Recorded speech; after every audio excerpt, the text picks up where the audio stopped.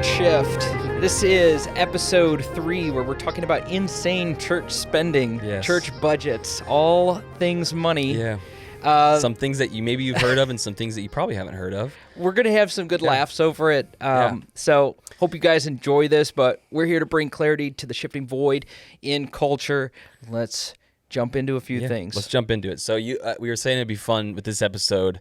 I mean, we're going right in. This is awesome. Yeah, to talk about some of those like crazy stories before we get into some of the church stuff. Those crazy stories where someone like finds something in their house, or they're at a yard sale and they buy something random and it just becomes way more valuable than they ever could imagine. So, you said you had a couple. I found some wild ones. Yeah. First of all, like everybody has seen, well, maybe everybody has seen those guys that claim to run through all these garage sales, and they're like, "Oh, here's how you turn a profit." Yeah, and Gary V. Quit your job and just go. Yeah, just right, go yard man. sale. Where's he? He's like driving all over the United States. Come on, man. No, Great. So this one was really interesting to me. This guy goes to a garage sale. This is a layman. He's not a professional garage saler. Yeah. He picks up a $2 photo that he really likes because it's an old-timey photo of some cowboys, some outlaws. He's like, this looks cool. I'm going to throw this in my bar in my basement. $2, okay? Yeah. I wouldn't pay $2 for a picture. Yeah. So he pays $2. Apparently, historically, we didn't have any records of physical pictures of Billy the Kid, And it turned out the to be outlaw. him. Wow. Historians saw the picture, and they're like, that's Billy the Kid. Guess how much it was worth? Art's crazy and all that kind of stuff's crazy. $5 million. It was exactly $5 million. No way. Yeah, dude. It was worth $5 million. My Facebook Marketplace training has come in handy. Get it handy. That's crazy. Okay, so that $2 to $5 million. That's like that's a lot. That's a lot. He sold it. Yeah. He sold for it. sure. And it went to like a historic society or whatever, so it's on display, and that's super cool. Here's a crazier one. So there's a woman who had a painting that had been in her family for generations. She casually had it sitting on the wall in the staircase of her home. Somebody noticed it in a picture. Yeah. And they did testing on it for like 6 months. Yeah. And they're like, this is an authentic original Da Vinci painting. Guess how much that one was worth? $30 million. $450 million, Holy dude. Cow. It just passed down to her. Just hanging in her staircase every day. Yikes. That's crazy. Dude. There's so many of those crazy stories. I mean, I was telling you before we started recording, one of the ones that blew my mind, and I used it as like a sermon illustration the last time I preached. I can't think of the exact painting. Yeah. But this lady had a painting hanging up over her stove, like where she cooked this painting. And it was hanging there, and it was just a decoration to her. And when she had died, they came in and like did like an estate sale. And the guy that prices everything out was like, the appraiser, he's like, that looks like the same as the someone saw it in a picture type of thing. He's like, that looks like a lot. Figures out it's worth like $26 million. Jeez. Just hanging in her kitchen right over the stove. Man, imagine all the water that's splattered onto it. So, oh man. My goal, the cool thing actually is like I said in the last episode, I love doing like marketplace. Yeah. And I love garage selling. I don't get to go out and do enough of that, but it's like you're always looking for like those holy grail items. I'm sure you've seen some weird stuff. There's too. stuff that you know to look out for. So it's like, for me, I could do a lot of like film camera collecting. Sure. So like I'm really bummed because I missed out on one time. I'm such a nerd. I hang out on statesales.net. Dude, you were a weird You're person. like, what is going on? Didn't know this about Hunter before we started this show. I wouldn't have done it with him. No, literally, I'll be laying in bed at night looking through estate sales in like Northeast Ohio. Yeah, and 1 week I had just not looked. Like it's like a nightly thing. It's bad. And so one night I had not looked. I went out. I was doing a marketplace deal, and I'm like, let me just look and see if there's any estate sales in the area. I opened it up, and there was one in the same town. And one of like the holy grail items I want to find is a Hasselblad camera. Yeah. At an estate sale, yard sale, someone's selling it for like $20, and it's like a $5,000 camera. That's like the dream of what I want to have happen one day. So I call the estate sale. I'm like, do you still have the Hasselblad? Because they had one. And he goes, just sold. I'm like, how much? He goes, $100. Oh. $5,000 camera, like mint condition. Dude. All the lenses. And I'm like, I drive home like listening to sad music. Oh. I get home, I'm like, babe, I just missed out on a Hasselblad. She does not care at all. What do you listen? Imogen Heap? What do you listen to? I don't even know. I put on some like sad love songs. Oh. Just sitting there like with my head hanging low. But yeah, that's my dream, is to have one of those. Nothing in the million. Maybe in the millions, that would be cool. People do that too. Like I grew up in Florida. They'll be scuba diving off the coast and they'll find a coin that's a $5 million coin. Or they'll like find a shipwreck or something. Literally, I knew of a story, like literally in the town I was from, that I lived in. Some dude's out doing coral reefs, like looking at him through his things, finds a freaking shipwreck, all types of gold coins, millionaire from it. It's like, man, to have that kind of luck would be crazy. But yeah, I like the small wins. That's where I'm like, I have like the things I'm looking out for, and if I ever find them, I just know. Like if you ever see a Leica, like if you're ever at a yard sale and you see the name Leica, just buy it. Like those are thousands of dollars. Really? And like I've missed out on some of those too. So, well, okay. Speaking of marketplace, if you guys have any crazy marketplace stories, drop them in the comments because we want to laugh at them. And yes, I have. I'm sure you got some stories. Yeah, me and my brother. It's a fun thing that we do, and if you don't do this with someone you love, you should start doing it. Maybe I'll start sending to Steven as well. But we just send each other funny marketplace listings. Like it's like literally a thing. So like I sent him one yesterday, and it was a F-35 like military airplane. Come on. I'm like, this guy does not have an F-35. Where's he parking this thing? Exactly. I'm like, this guy does not own this. And it's like $8 million, but I really want $80 million. It's just like those kind of things just make me die laughing. There's a lot of wild stuff. People selling like bread that has like, it looks like someone's face on it. Oh yeah. So, well, you know what? I am not joking. I'm not lying. Yeah. I just saw an article this morning about the government asking the public to help them find a missing plane. Oh gosh. And people were in the comments being like, "Are you kidding me?" This guy selling it on Marketplace. That'd be awesome. If it was satire, then I'll play the fool. But that's amazing. Don't know, man. Coincidental, maybe. Yeah, so if you enjoy scrolling through Marketplace, definitely send us some of your best ones that you've seen. I could pop up so many of those that are just mind-bending of what people try to sell on Marketplace. Yeah. Me and my wife were actually talking about this the other day. It's kind of funny. I'm not going to call anybody out, but it's always weird when you see somebody you know post something on Marketplace. You want to see that? I literally actually turn that feature off where people don't see what I'm selling unless they search the exact item I'm selling. Yeah. Because like you'll see the weird stuff they're selling, or what's even cringier is you'll see the price that they're asking, and it's like, that ain't worth it. Like if someone's trying to sell like a shower hook and they want like $30, it's like, they're cheaper than that new. Like, what are you doing? So yeah, I very cautiously, not that I sell bad things, but like I just check right on my friends to get my listings in their news feeds. So that's awesome. Yeah, so that's a silly little thing, but yeah, we love stories like that where people kind of just come into great crazy wealth over something like that. Like a dream of mine would be like find like a safe, just like with tons of money in it that no one can open. You open it. Like when I see those videos on social media, I'm like, get sucked in. The guy opens it and it's got like, and they take 12 minutes to open it. Even the guys that like open old vending machines and they just find like all the money in the vending machine. It's like so satisfying. We love to see it. Love to see it. So the title of the episode is Insane Church Budgets. So we'll definitely dive into a lot of some like popular stories that probably you've heard of, and then give you kind of our take on why these things aren't okay. We'll leave you with some optimistic things too. It's not all bad. Yeah, not all bad. So, the idea of just church spending is honestly kind of like a taboo thing for people to talk about for some reason. Like we work at a church, and so it's always interesting to compare like the rest of the world to how we do things here. Sure. And not that we do everything perfect, but we definitely try our best to steward what God has given our church well. I mean, like right now we're trying to not only keep a church going, but also build a new building on top of it. So it's interesting to read and hear about how different churches are either accused of things or you can blatantly see how they're spending. So you have some things written here, so we'll talk through some of these. Yeah, so I wanted to cover like there's a couple of viral videos that I'm sure some people have seen.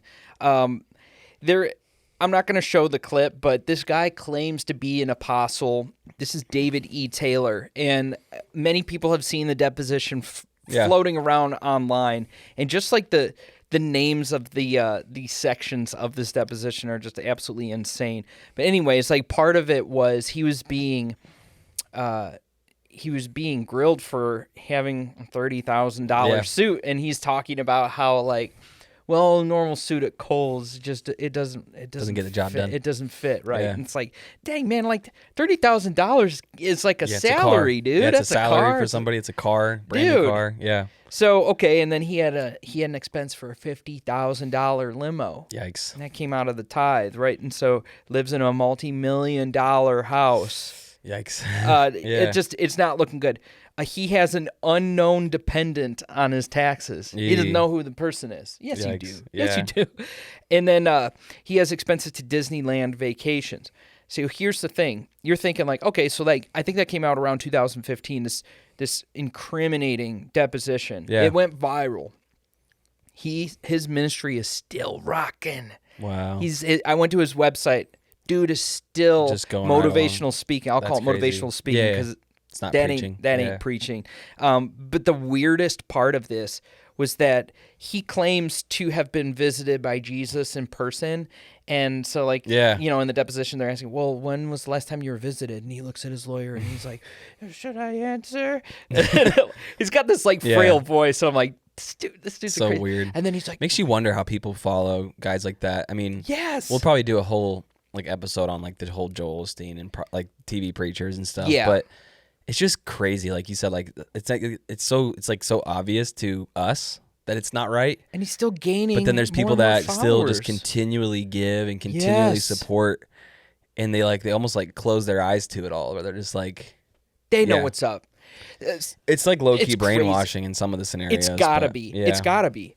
So like, this guy is saying like, should I answer when Jesus visited me? Yeah. And then he's like, I think it was 2011. Like he couldn't even like get his story straight, but it was so embarrassing. So I'm scrolling through his website, and you can pay him to come and preach at your church, but you have to ask for a quote. And then at the bottom of the homepage is testimonials of his followers being visited by Jesus Christ themselves. There you go. So and they're claiming that this is a Christian church. Maybe if we start making any money from this podcast, eventually we can have one of these experiences. Dude, that'd be so cool. That'd be so fun. Have him show up here. Just get him on the show. He's asking for like for sure. It's got to be a lot of money. Stupid. The one that you had it written here, the Kenneth Copeland guy. He's the one who scares me the most, man. He's just so creepy. For those of you who don't recognize the name, that's the guy during COVID that said he was going to blow it away, and he blows into the microphone during his prayer. Like, it's totally weird. But this was another one where he does this. He's always got his eyes like wide open. Buggy so eyes, So like, news station corners him as he's getting into his Escalade. Yeah. And they're asking about his... so scary. He bought his multi-million-dollar jet from Tyler Perry. Can we just take a moment to appreciate the Tyler Perry? Dude, all the Medeas are great. I gotta confess something. Sarah and I love those movies. That's amazing. So funny, dude. That's wild. $3 million jet from them. So I just want to mention one more thing about this Copeland figure. Yeah, he said, "I think the results just came in. What were the results again? We just saved 122 million people." Yikes. Yeah. How are you measuring that? Yeah. I don't even think he does baptisms on TV. No, that's so like how are you measuring that? Well, that's honest. That's actually a thing that I'm glad that we don't. Not that we don't try to keep track of who's getting saved here. Sure. But it's not a metric that we throw out on social media and in videos because we know it's you really want to make sure you're doing that the right way. You don't want to. It shouldn't be a statistic race of we had 35 people get saved this Sunday. It's like, how do you actually fully know that without having those relationships with those people to see if it's true and what's happening in their lives? So I need to clarify something. I'm not saying that baptism saves you. So let me clear the air on that. My statement may have been misinterpreted. Yeah, no, but it is. It's like it's definitely should come soon after. It's an act of obedience. Soon after. Are there people in heaven that didn't get a chance to be baptized? Yeah, for sure. Another huge one that I actually wrote this in here. I don't know if you saw it, but the Hillsong documentaries. Tell me about this because I haven't seen it. Yeah, so there was 2 of them actually. There was one that came out a couple years ago.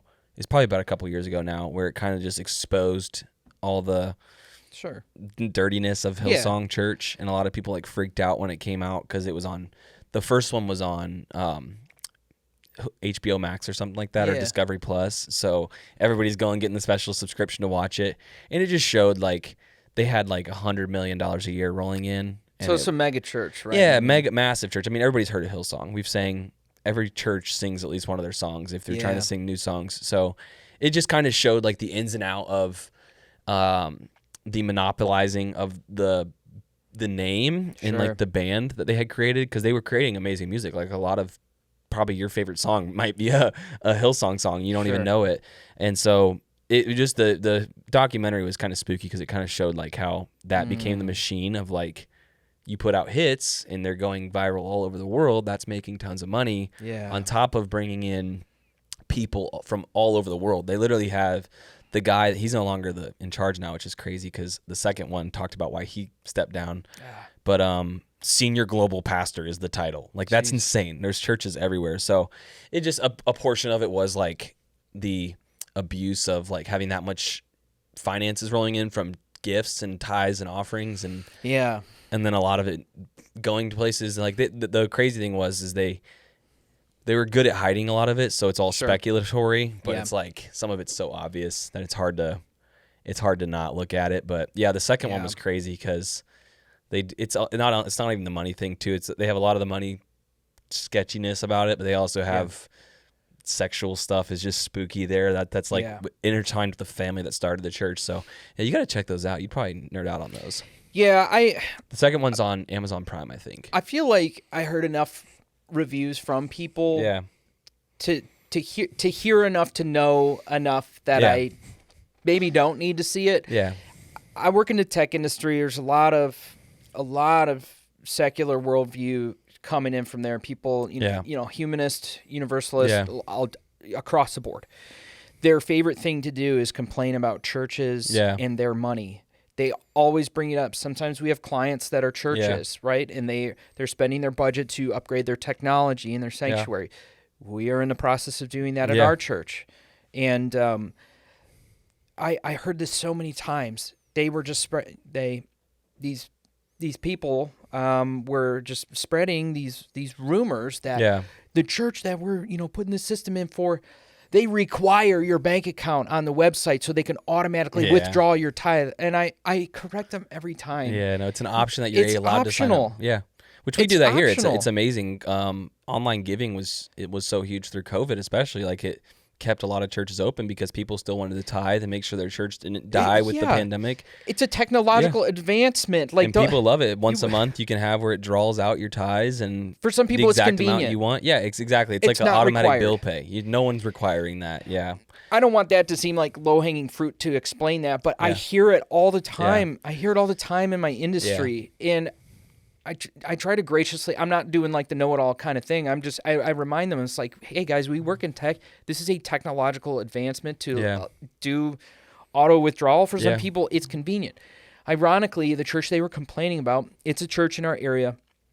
I won't mention what it is, but there was the lead pastor there was driving around in a very fancy sports car. Yeah. It was like a collector's item. Yeah. Somebody in the public confronted him when they saw him. And they said, like, how could you do that? How could you live like this and be a pastor? Yeah. And they were just, like, grilling him. Tore into him, yeah. And he was like, hey, it was my birthday. Somebody from my congregation wanted to do something nice for me. And they rented this car for me to have for the weekend to enjoy on my birthday. Yeah. And I'm taking it back to the dealership at the end of the week. Yeah. And then it's like, isn't that a nice gesture from a different wealthy person to just have it? I thought that was a cool gift idea. Yeah, and there's context behind all of it too. So that's where it's like everything with the Hillsong churches that maybe you've experienced. I mean, like we have on here too, like Life Church. It's a massive church throughout the U.S. Like they have like 30 campuses now, and they do a lot of amazing stuff. Like they literally host the Bible app. Like everybody has the Bible app. If you're a Christian and you have the Bible on your phone, it's through Life Church. So they do a lot of amazing things, but a lot of times the places that get pointed out for like church spending is the tech, which is funny because you work in the tech, and we're currently buying a lot of tech for our current new building that we're doing. But one of the things I was telling you was their LED wall that they had that they have in their main campus where they record at. It's like think it's like 100 feet by 25 feet. We'll show some pictures. Yeah, we'll put a picture up of it, while we're talking right now. And it's amazing. Like, it looks so cool. Like, it would be amazing to have one of those, but those are not cheap. Those are not cheap. So, did you see how much it costs? No. So, I mean, those are, it varies because we don't know exactly the exact panels they used and stuff, but those are, they range. We actually looked into it for like 5 seconds when we were planning this new room, and then we're like, yeah, we can't afford that. But it's probably like close to $500,000 for just the background, just the background. The backdrop. Yeah, the backdrop. Yikes. And it looks amazing on video. It's awesome. How do you feel about that? Let's say that the members of your congregation are generous. Yeah. And they want the sanctuary to and be they modern. want their so they're one of like the pioneers of like online church. So they have every day they have like 6 services every day. It's a replay of Sunday. Sure. So I get it. It's like it's making that product that you're putting out, your digital stream, making it as best as you can. Sure. So the screen has to be the background. But it's like, I don't know. I don't know. How do you feel about it? So I only know this because I've done side jobs for a lot of people at other churches and whatnot. And I've consulted a lot of church upgrades. Yeah. And a lot of times the story is the tech team from said church comes to me and they said, hey, we had a donor that wanted their money to be allotted for the tech. Yeah. The congregation member was wealthy. They wanted to be generous, and they said, I want you to use this for the tech so that we can have a modern space. Yeah. So a lot of people have these old sound systems that are 35 years old. Yeah. And so, like, what's the church going to do? Like, not upgrade the system? Well, I think, too, it's like scenarios like that where someone gives directly to a specific thing. Like, you should, no, we're going to go use it to feed the poor. Like, no, like, I mean, that's the whole argument with these kind of things is like, you could be using it for missions and I'm sure they are doing that as well. That's what I think is hard. People are showing the negative and it's like, but they probably are spending millions of dollars every year on missions and sending out. They have to be because they do everything. If you look into Life Church, they're like they do so much. Everything they create is open source, which is like so cool for churches that are our size. It's because a lot of their resources, they are freely sharing it. So, but I think there's like a line. I think there becomes a point where it's like if we go buy a $500,000 screen, then someone should come tell us why we're wrong. Well, let me eat my words then, because if somebody donated the $500K, then it's hard because then it's really cool. What are you gonna do? Tell them? No, thank you? I feel like if somebody wanted to donate that, especially in our unique scenario, because we're actually still raising funds for our project, it'd be like, hey, it would be better allotted here. And then if they don't want to give anymore, then you just lost out on $500,000. But I guess in maybe those scenarios where like they're such a massive church that when they plant a church, it's like the building, tech, everything paid for, like everything. By day one, which is so cool. I mean, it's awesome to see churches that are thriving that way. But I mean, we're kind of in this phase now too, where we're upgrading the tech for our current space, and it's like we've been trying to be smart with the resources we do have and not go. I guess what I'm trying to say is I enjoy the way we do it here. Is we're trying to be using tech to help the service, but we're also not trying to make it the main thing. Yeah, because that crosses a line too. Like, Life Church, which we'll play the video eventually. Like they did like Mario Kart, and it was like overproduced, and it just came off very ungenuine. At least the video did. Maybe if you go there, it was cool, but okay, I gotta harken back to like our first episode where these churches that are doing these parodies during the start. Who is this for? Yeah. Dude, the Super Mario intro that's got full animation. Yeah, which somebody and their staff probably did that, or they subbed it out, which is, I mean, is it cool? Yeah. Who's that for? Exactly. Who is that for? So anyways. There's like I've talked about it like with different people that I respect. I don't know, everybody has their sources of who they respect, but there's like a point when churches cross a line. Yeah. Of like, we're this small nonprofit. Like, we're trying to do what the Bible says a church should do. Like, we're trying to do all these things, feed the poor, do all these, do mission, like share the gospel, preach the gospel. Here at Neo, we're trying to reach every age group, which I love. It's like so cool that we have things going for every different age group. But there's like a point where you get so big, and then it kind of crosses into like, we got to keep the money coming in so we can keep everything on and everybody paid. And so Yeah. I think that's what kind of happens, and it's scary because you can almost see it, like, for different churches, like, when it happens. There's a turning point. There's a turning point, and it's just, for me, it's, like, spooky, and it's, like, I'm, like, always like, praying that we never get there here. Like, I hope we, like, figure out, like, what our max is, we stop there, and if we want, like, if we're seeing, like, God wants us to keep doing more, then we go build a second, smaller place. Like, it's got to be accountability from the elders with leadership, you know, like. It's just, it's so crazy because, like, church is like Elevation. It's like, that's beyond money though. Yeah, there's some bad. It's wild though, but it's like theology. At one point it was probably the right intention, and it just lost. Yeah, it loses it at some point. Yeah, and not to say that everything they do there is bad. Some of their music they put out is phenomenal, which we had a whole episode on another show that I used to do where we talked about, like, sometimes you gotta separate. Should you sing worship songs from these churches we talked that about you don't? That. Yeah, and we talked about that, and we kind of yeah.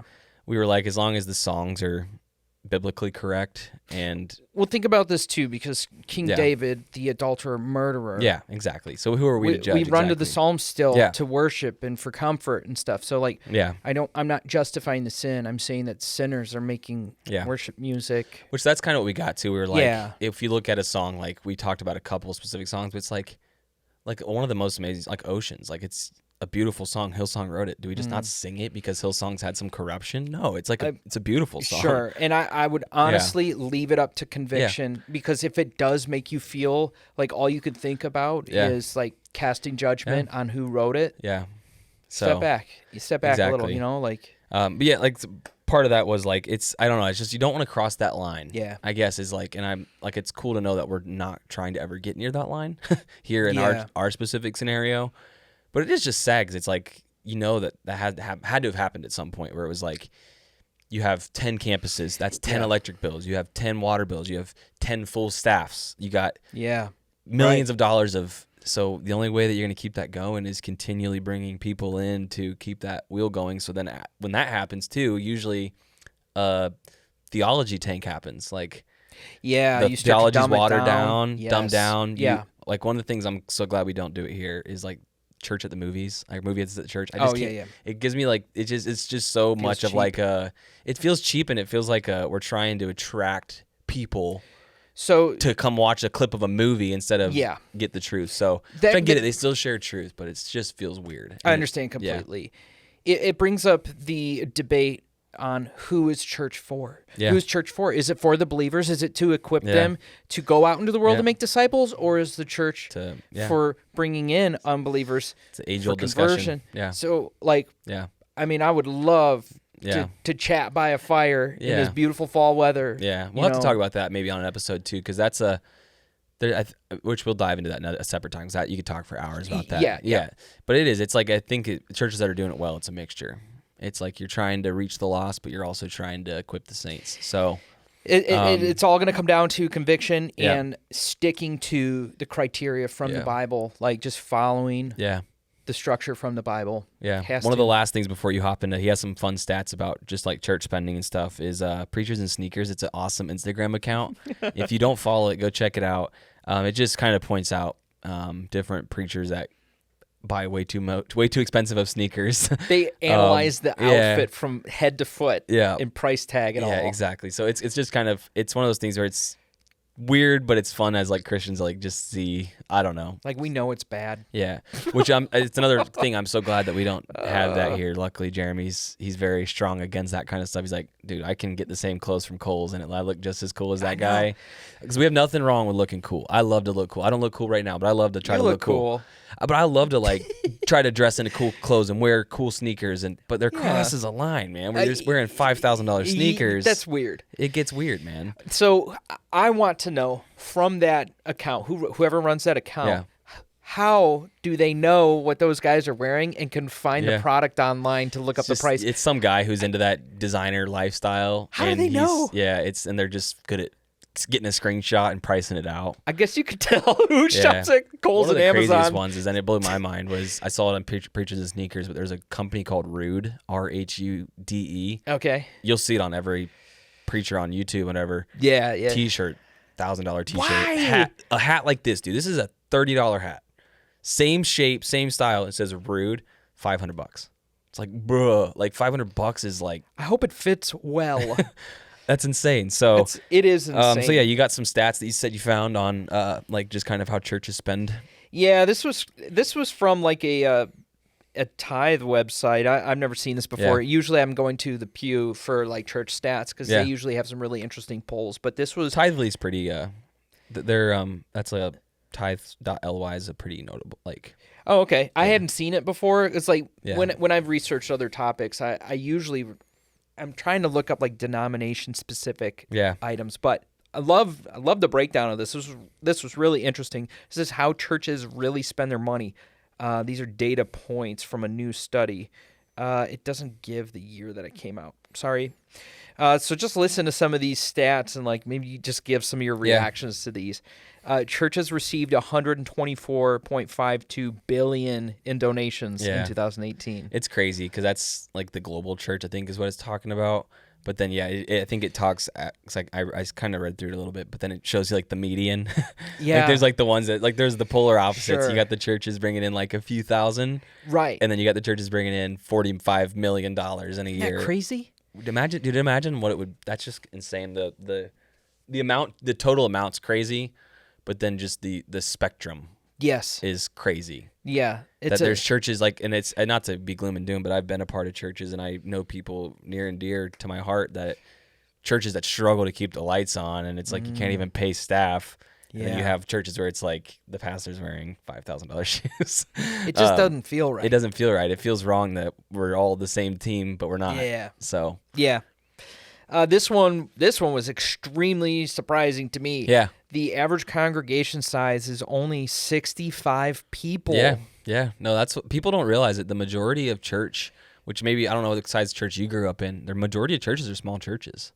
There's the ones that blow it up, that blow the statistics up. Like there's it probably says like however many total congregants there are. Yeah.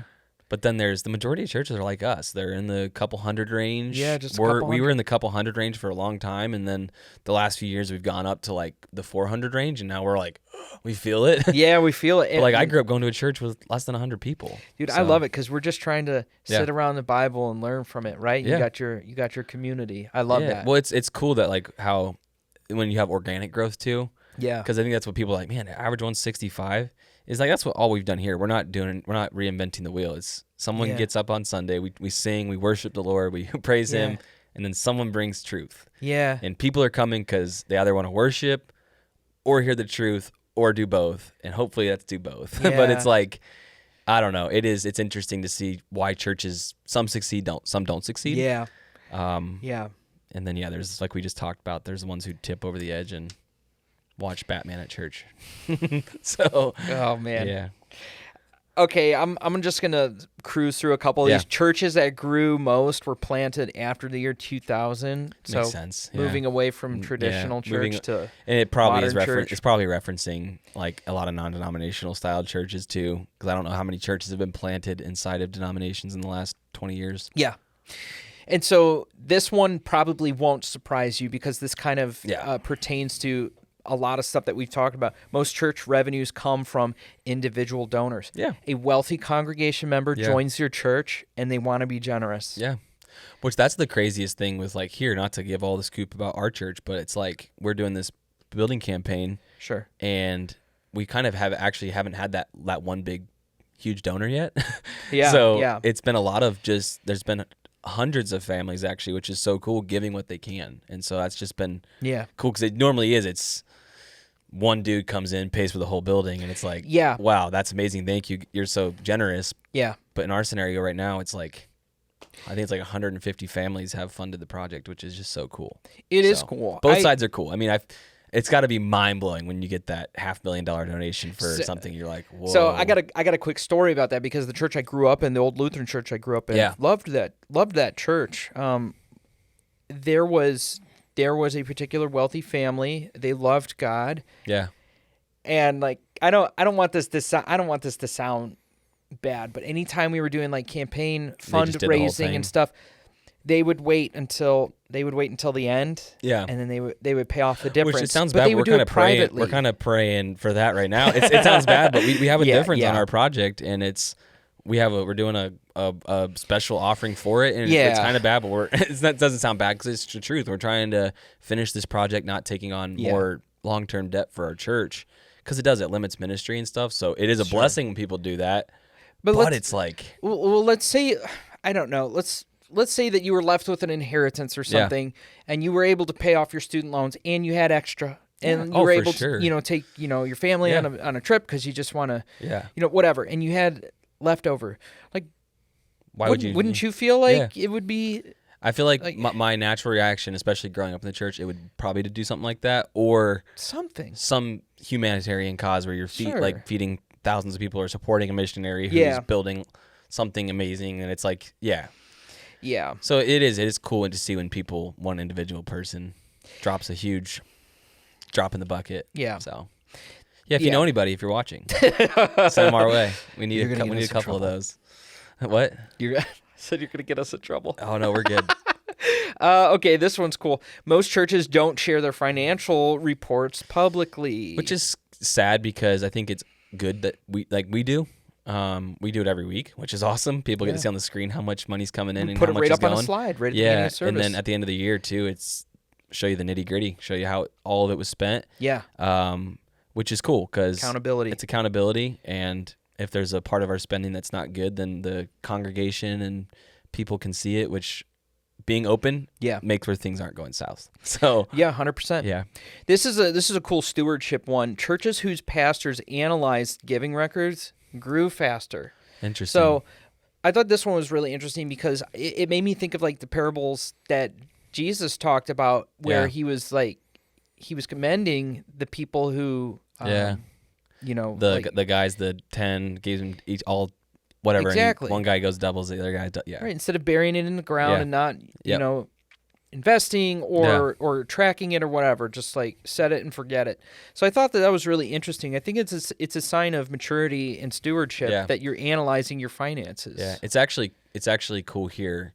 So the kind of a setup that we kind of have going here, which every church does it different, is we have a financial team who handles all the finances, and then it's everybody gets to see what's coming in and what's going out, and so just having where not only is Jeremy our leader here reviewing it, but he's also he's on the side of I don't want to have we have an amazing team of guys. Sure, let them handle it. If there's a problem, bring it to the boss. But it is cool to be able to update yourself and stuff on it too. So I'll leave us with this one. This is I think it's a good one to close on. The average church spends most of its money on personnel. Yeah. So where people are thinking like, hey, where's all that money going? It's like you're staffing this facility and you don't want to take advantage of your employees. Well, our initial mission field is right here, right where we've been planted. Yeah. I love in Acts where it's Jerusalem, Judea, Samaria, and the ends of the earth, right? It's so cool. So it's like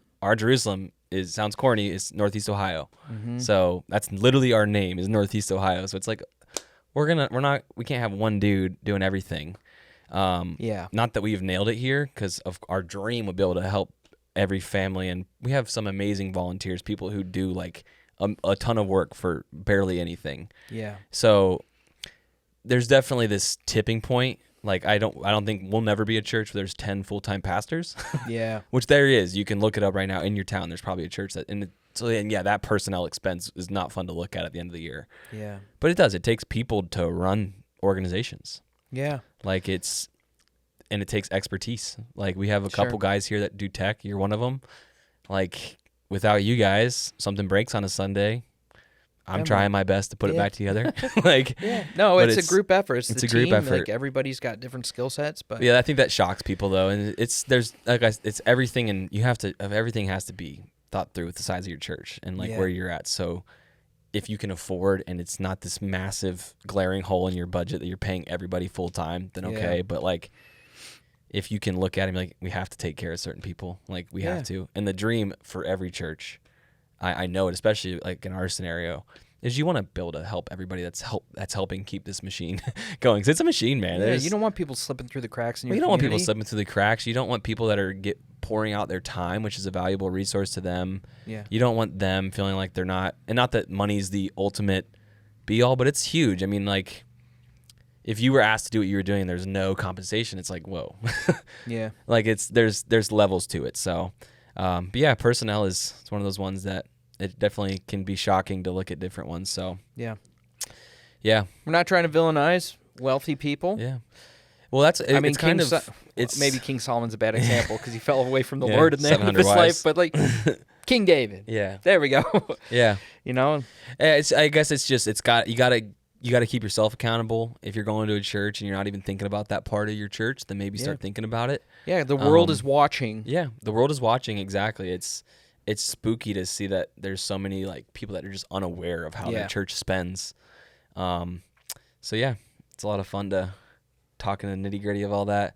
Thanks for listening, everybody. That was a good little episode there. Yeah. Anything to leave us with again? What's the most expensive thing you've ever bought for a church? No, or just in general. Your life. The most expensive thing I've ever bought was actually for church, and it was paying for summer camp. It was the craziest expense. Oh. It's just wild, which we're not paying for that because the kids pay for that. Yeah. But like paying that check was crazy. It was like last year was like $20,000. Just crazy to see that number leave. You're like, whoa. But yeah, I mean, you times $300 times 50 people, it adds up. So. Yeah, it feels uncomfortable. It is. It's wild. Which that one is easy. That one doesn't feel bad because the kids are paying for it. But yeah. Personally, I don't know, man. What's the biggest thing you've ever bought? It's got to be just like probably my personal vehicle, and it's nothing fancy. See, it's a Ford Focus. Those are hard for me, though. Those are hard for me because the car is like you pay for it slowly unless you have tons of money. Yeah. So it doesn't feel like you bought it. The biggest one then would be the house that I bought and sold. Yeah, which we'll tell that story eventually. Oh, man. Yeah. Bought and sold a house this year. Stay tuned. We'll talk about that. Okay, we'll talk about that next time. Yeah, all right, cool. Thanks for joining us, guys. Cool. Peace.